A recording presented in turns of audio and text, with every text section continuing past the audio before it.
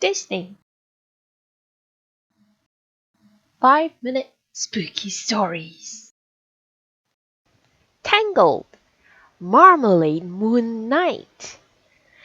Rapunzel sighed.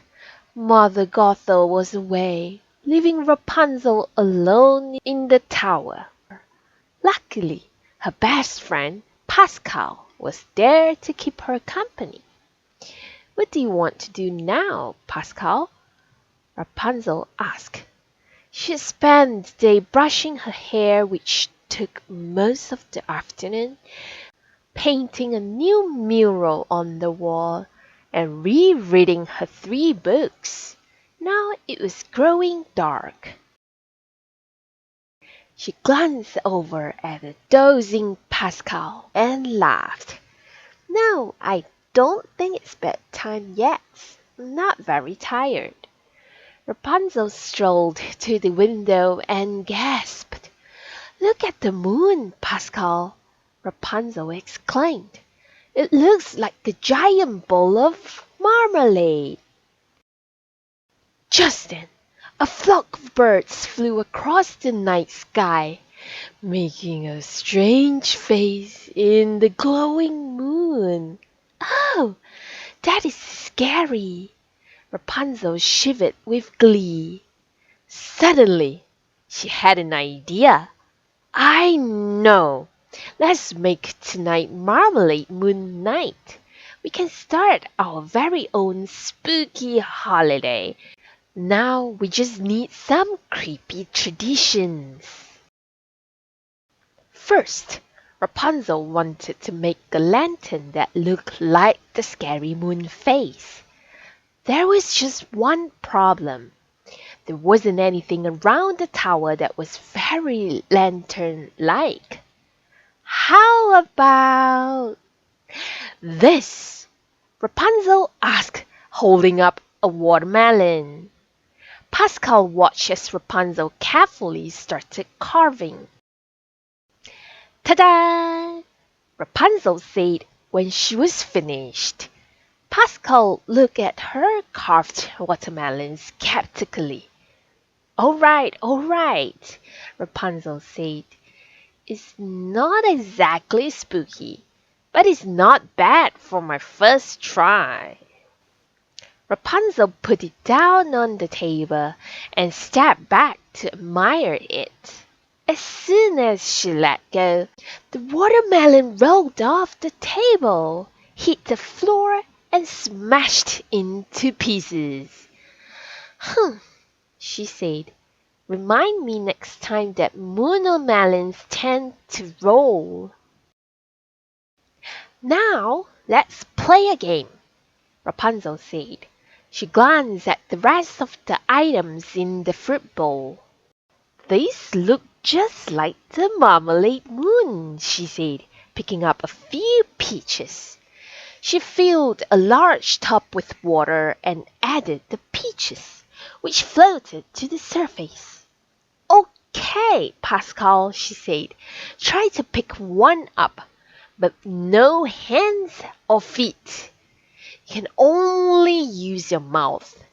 Pascal seemed to think it over. Then his long tongue flicked out, lassoed a peach, and plucked it out of the water. Rapunzel laughed. No fair, she cried. Then she took a turn.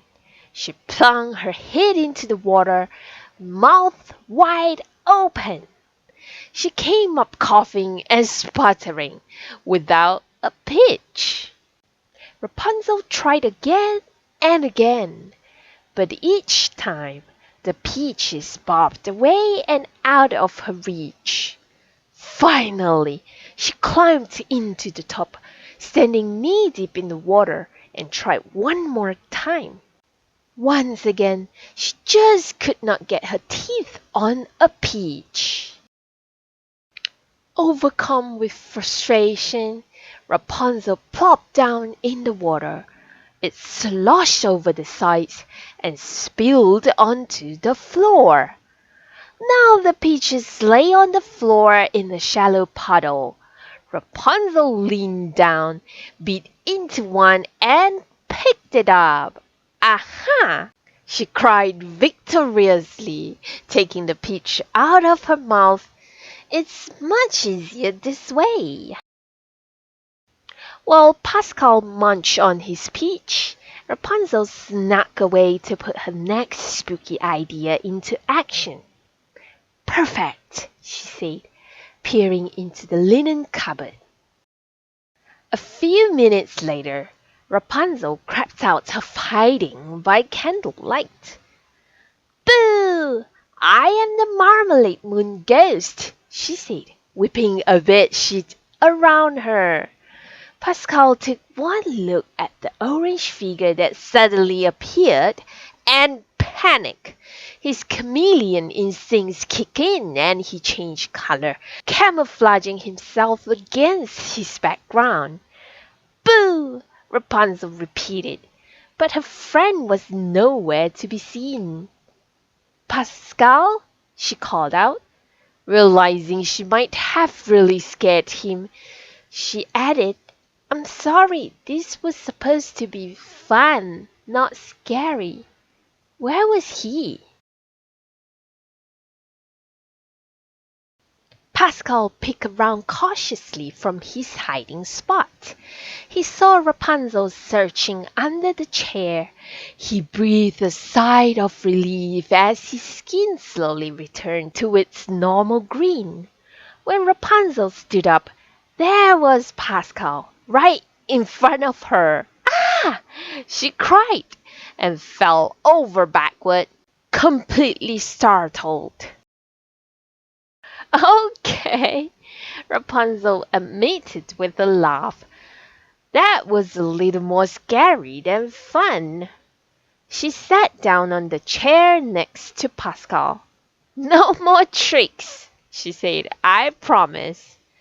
She glanced outside and saw that another flock of birds had made a whole new shape in front of the moon. Looking at it, she had an idea for some Marmalade Moon dress-up fun without the spookiness. Rapunzel gathered the things she needed: black fabric, scissors, and a needle and thread, and got to work. No picking, she said to Pascal. I'm making something for you, too. Pascal seemed perfectly content to have a little quiet time. He had nearly dozed off when Rapunzel's voice woke him with a start. Well, how do I look?